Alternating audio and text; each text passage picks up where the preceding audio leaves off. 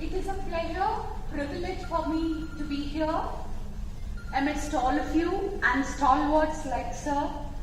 My pranams to all of you. I must congratulate Mr. Brahmam for two things. Probably one must be congratulate his parents for giving him the name Brahmam. Because it goes deep, deep into oneself.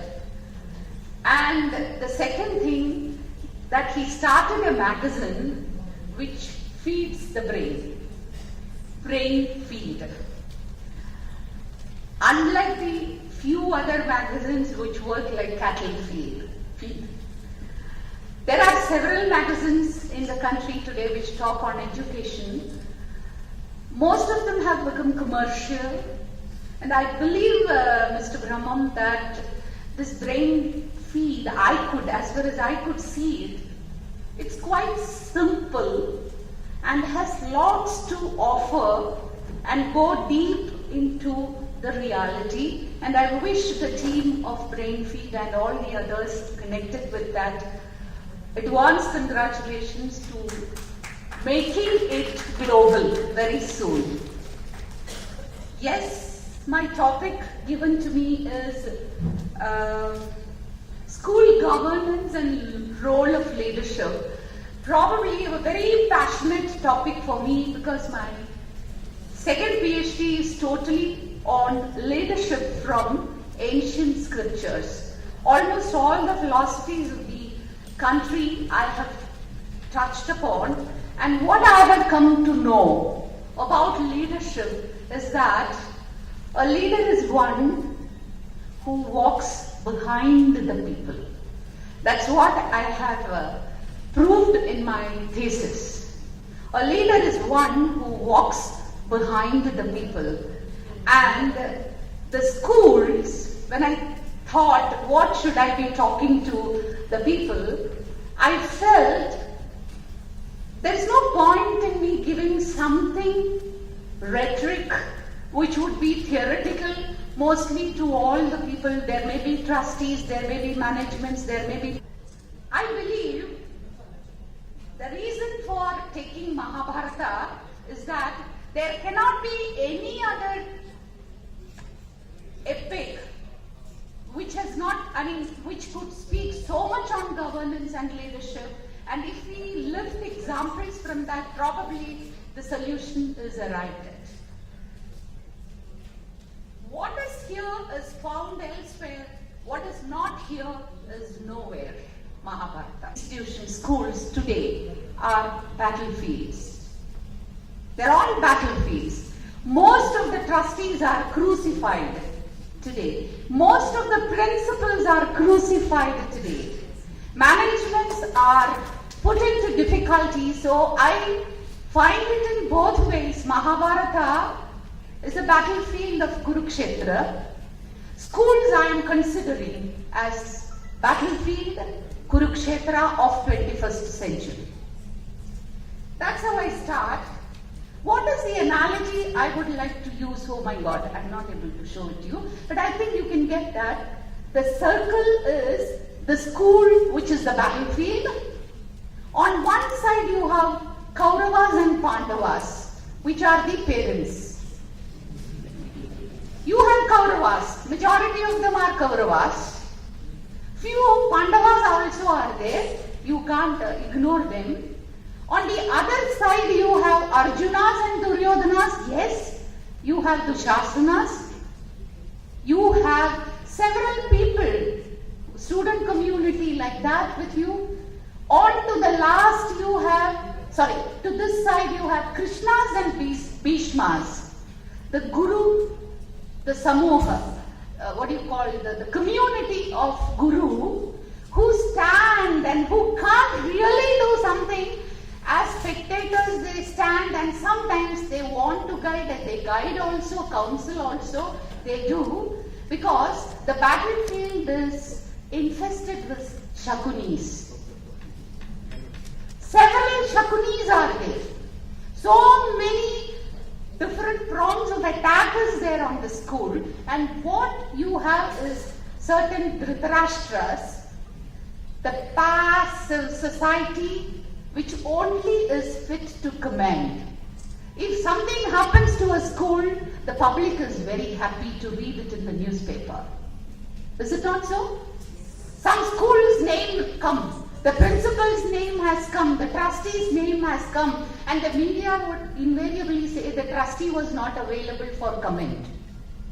Wasn't it, or isn't it? Several things. It is extremely difficult, let me tell you, my dear friends, it is extremely difficult to run a school in 21st century. The people who run those institutions should be par excellence and highly dedicated and great leaders. So salutations to all the leaders in the country who run educational institutions today. Okay, what wages the war? What makes schools Kurukshetras? All this is applicable. Envy, agreed? Envy. Wrong advice, Shakunis. You have Shakunis all over. Courage. Courage, when I mean to say the courage of Draupadi. One of the rarest of rare women folks that is available even today as an example to quote for strong women empowerment is Draupadi, courage. She walks into the Rajasadas and asks Yudhishthira, at the cost of your wife, what did you earn? What is your dharma? She goes and asks Bhishma, what is your dharma? Tell me, is this what you taught my husband? Yudhishthira has no, Bhishma has no answer. He says, dharma is subtle. It is very subtle. All of you must read a book called The Difficulty of Being Good by Gurcharan Das. You should not miss it. It is an amazing book, Difficulty of Being Good by Gurcharan Das. The next is duty. Duty of Yudhishthira. You still have to run an institution. You really cannot sit back and worry, moan over it. You have despair. Despair. What kind of a despair? That feeling what Duryodhana has. He wants everything. But he's so disappointed. Selflessness of Bhishma. Many trustees are like that. Many managements are like that. Because no management in the country starts an educational institution with a bad intention. They all start with great intentions, probably because of Shakunis, probably because of some different advice. Sometimes, some of them end up in a mess. This is what happens. That is where governance comes. That is where leadership comes. Anxiety. Anxiety of our Karna. There are several students in the community who really have talents, but we call them as Sutaputra. Untouchable. He has no business to come to the same forum. We have several caste-wise divisions and reservations, but still there is really a great student out there who is anxious to achieve. What are we doing towards them? You have revenge. Revenge of Duryodhana. Remorse. Remorse of Yudhishthira at the end of the war. When the Kurukshetra war is done, when the people are lying on the ground, he is asking himself, what the hell have I done? What did I earn? Did I do the right thing, Krishna? Please tell me, why did you make me do this? He is asking remorse.